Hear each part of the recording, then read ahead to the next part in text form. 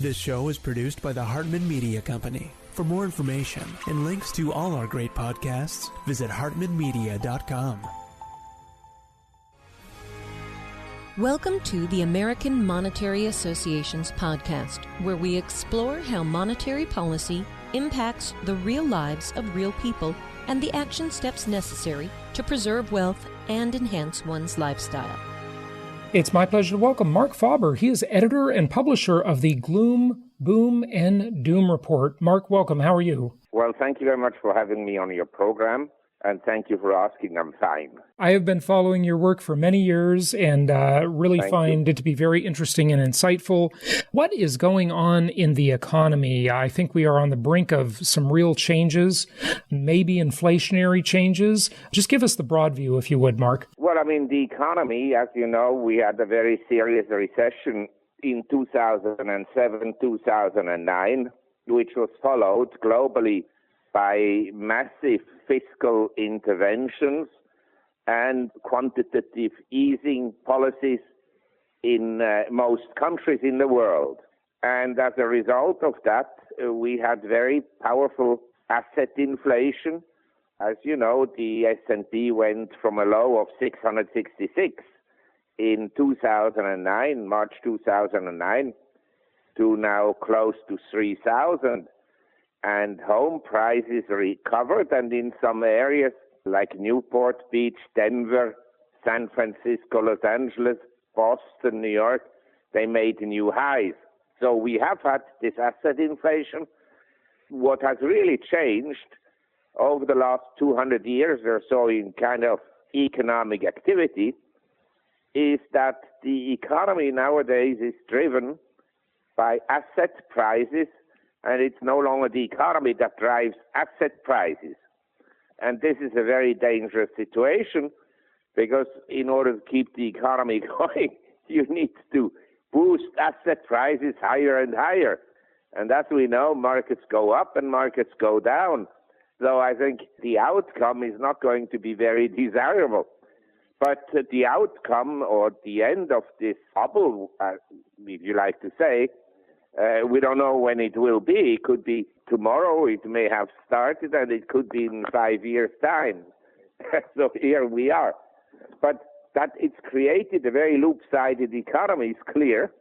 We have this huge wealth inequality, and not only in the U.S., this is a phenomenon everywhere that then leads to a lot of social tensions and to people that argue for things like a wealth tax or for all kinds of benefits for people that were kind of left behind. Then it becomes a political issue. And so you get social tensions and political tensions, which in my view will not be very good for asset markets. Couldn't agree more. And it's interesting to sort of dissect the inflationary picture, if you will, into consumer inflation versus asset inflation. Certainly arguable that consumer inflation is a lot higher than the official numbers tell us. I would certainly agree with that. And it's a mixed bag because technology is so deflationary, but monetary policy is so inflationary. But when it comes to the asset side of the inflation equation, it is incredibly significant. I mean, it's just making the rich richer. The poor and the middle class are left out. They're not in the game, are they? Yes, there was an article, I think, yesterday on Bloomberg or the day before that says that children of wealthy parents in primary school did better in life later on than primary school children of poor people. Yeah, naturally, because the wealthy, when you're in primary school, they already have assets, and the others have no assets. Right. So in an asset inflationary period, some people, even without work, become very wealthy. I mean, I went to school in the 50s, and I finished high school before going to university in 64. And one of my friends, his family owned some buildings in Zurich and one of the largest collection of Impressionist paintings in the world. Mm-hmm. He had Van Goghs in the toilet. And of course, these paintings appreciated dramatically. And because of the tax laws, it never really paid for him to work. Mm-hmm. Yeah. So yeah. he just became even richer without working. Mm-hmm. That's certainly true. And when you look at, I mean, that's a more extreme example because that's, already starting out as a wealthy person. But when you look at the typical, say, millennial in the United States, they're saddled by student loan debt and assets have become so expensive that they're just not acting the same way they did when I was in my 20s. I was a Gen Xer, the tail end of Gen X. People were buying homes. They were buying their first home when they were 25, 26. And that home has become so expensive, Yeah. I agree with you. But on this point, I'd like to make an additional commentary. A lot of young people nowadays, particularly the millennial generation and the Generation Z that comes after the millennials, and I have experience with that because my daughter is a typical millennial. Now, the thing is, these people, they grew up with a different mentality and a different attitude than when I grew up. A lot of my generation, when we went to college and when we went to school and after school at university, we took part-time jobs to earn some money. Mm-hmm. And we didn't borrow any money. I mean, in Europe, people don't borrow money to study because it's free of charge, usually. Right. But even in the U.S., the debt explosion of millennials and of student loans that has occurred precisely in the last 10, 15 years is amazing. Mm-hmm. And it's partly because people just think, well, I go to university, I study, even if they don't study very much, but after they think they will earn a lot of money and repay that, but it doesn't happen that way frequently. Later on, when they finish studies, depending on what they studied, they can't be employed. Yeah, well, there aren't a lot of people hiring for liberal arts credentialed jobs. There just aren't that many positions for that. And number two, I'd like to say this. A lot of millennials, they really got hit very hard by the housing bubble. They bought homes on speculation with large borrowings because, as you say, they don't have much money or they didn't have much money then. And then the property market went down, and so they lost a ton of money. And number two, go on the website Robinhood and look a little bit at what kind of stocks the millennials own. One of their favorites was NVIDIA. NVIDIA is down almost 50% from the high, almost 50%. That's the chip maker you're talking about, right? NVIDIA? Yes. Yeah, okay. And Tesla is also down almost 50%. These are the type of stocks the millennials bought. They bought also cryptos, but at the wrong time. Right. Yeah. Well, NVIDIA is behind the crypto revolution, and Tesla is potentially on the brink of failure. It's amazing what's going on with Tesla. That's a soap opera in and of itself. But this generation, when you take this out 10 years from now, and these kids are 40 years old, for example, they won't have the start that the baby boomers and the Gen Xers had because they don't own assets because of the asset price inflation, right? Yes. But there are many studies about this, that the millennials at 35 years of age, they earn less and they have less assets than the boomers. Right. This is the fact. I can verify that, and I have really a lot of friends in America. Some are very rich and some are not so rich, but they're upper middle class. Mm-hmm. And when we have discussions and so forth, I always ask them, what are your children doing and so forth? And they say, well, one is there and one works there and so forth. And then I say, jokingly, what about, are you still supporting them? I say 80% of my generation is still supporting their children. That is amazing. The one wild card in this that might save the millennials is the inheritance that will eventually come. Yes, And I don't hopefully. really know of any stats on that. I mean, you read all these things about how many Americans, for example, are living paycheck to paycheck, couldn't come up with $400 if they had an emergency, et cetera, et cetera. But, there certainly are some wealthy baby boomers, no question about it. No doubt. Yeah. Any thoughts on the inheritance side of the equation? The problem is that the people that don't have $400 to spend on emergencies and they live from paycheck to paycheck, they usually do not come from wealthy families. Mm-hmm. That is the problem. Right. And I know about this inheritance.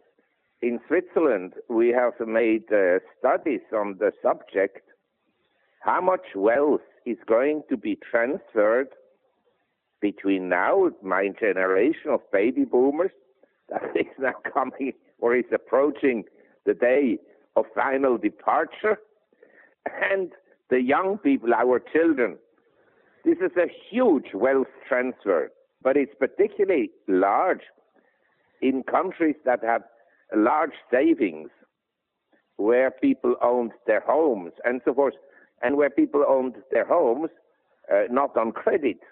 Mm-hmm. Because I have friends, they will inherit large homes, but they won't afford to live in these homes. Because in Switzerland, like in the U.S., in most states, we have property taxes. So property tax can be quite expensive. Yeah, that's true. That's true. What is your outlook for the future in terms of inflation, especially? Say you're looking the next 10, 15 years ahead. What will that look like? I mean, you said correctly that there are very powerful deflationary forces in the system. Say, Amazon is a hugely deflationary force, or also Uber or Lyft and so forth. Sharing These economy. Are companies yeah. that reduce the cost of doing business and of your living costs, and now Airborne. These kind of companies, they contribute to, say, relatively low consumer price inflation, although, as you pointed out, the consumer price inflation varies a lot. For instance, if I'm smoking and drinking, mm-hmm. well, alcohol taxes went up and prices of cigarettes went up a lot. So depends also what kind of a life you have. If you have 4 children and you have to pay their education, then that's the ridiculous. Cost has gone up a lot. Yeah. If your wife is sick and you have to pay health expenditures for her, then the cost is very high. So there are many, many different aspects to this inflationary issue. But in general, if you look at the bond market, at the beginning of the year, everybody was very bearish about bonds. They expected interest rates to go up. The bond market has been very strong, and yields have come down from 3% to now slightly below 2.4% on the 10-year U.S. Treasury in half a year. So I think that the deflationary issues are still in place, and I keep on emphasizing what can happen is that you get a global asset deflation. Properties go down, commodities go down, stocks go down, and in that scenario, the only asset that will appreciate are treasury bonds for a while, but the dollar may become weak. You understand? You now have to also think about currencies. There's no point to make 5% on a U.S. Treasury through price appreciation and annual interest of 2.5% or so, but lose it on the exchange rate. So this is an additional thing. When you measure inflation, I can tell you in most emerging economies and in Asia, we had cost of living increases that are rather substantial. Absolutely. No question about it. And let's say on the 15 years outlook, when I look at the unfunded pension fund liabilities in the U.S., I look at the government debt globally, I look at the asset dependency of the economy, mm-hmm. I think there is only one option for central banks, and that will be to print money. Yeah. It doesn't work, they'll print more. It doesn't work, they'll print even more. Do you understand? So eventually, I suppose that paper money will become worth much less. That would be kind of my view over the long term. Mm-hmm. Yeah. It seems to be the only tool the governments and central banks really have is just money creation. They've just got to create more. Whenever I see a G20 meeting, Davos, whatever it is, right? It's always, let's just get together and talk about how we can stimulate. It's more QE. I mean, what else is there? Do they have any other tools? It seems to be the only thing they've got. Yes, correct. But there are two ways they can print money. They can print money by buying assets, which they've done through QE. In other words, they go into the market and buy treasury bonds, mortgage-backed securities, and in the case of Japan, they also bought stocks. Okay, that is one way. That money flows mostly to the financial system and to rich people. The other way is what they propose now. They think it's a modern monetary theory. It's not modern and it's not a new theory. But it's basically to hand out money to individuals and to finance it by the central bank buying bonds, essentially, expanding its balance sheet. In other words, the central bank prints money, but the money doesn't flow into the financial system. It flows to individuals. And that creates then a society that depends on the government, like a socialist society. But maybe this is what people want. I don't want it, but this is a lot of young people. They want socialism, or they want more government intervention. I want less. Yes, and I hope AOC and Bernie and the rest of them don't get their way, because that has never worked at any time in history or any place on earth. But yes, they keep trying it. They keep trying it. Correct. Yeah. But maybe the capitalistic system, the way we have it and the way it morphed into crony capitalism, where you have this huge wealth inequalities and where you have, rampant corruption between the government and the leading businessman. We have to see this. Mm-hmm. Yeah. Maybe this system doesn't work either. Right. So what system does work? I agree. The cronyism is just disgusting. And the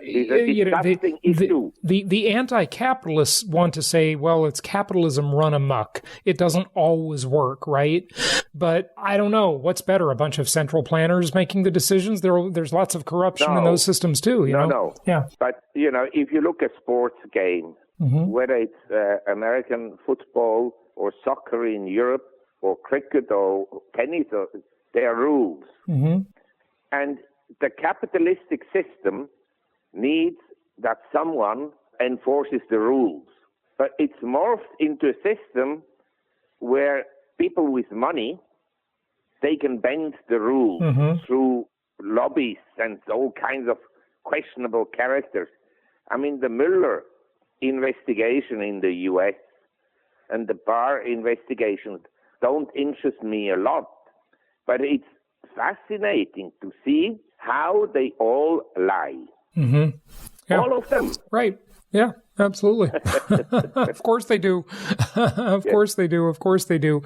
In terms of these unfunded mandates, we've got maybe anywhere between 60 trillion and 220 trillion, if you look at Lawrence Kudlikoff's work on the subject, in these unfunded mandates over the next 15 years. It just seems like they're going to create inflation. There is no way to avoid it. They have to print to pay for that, right?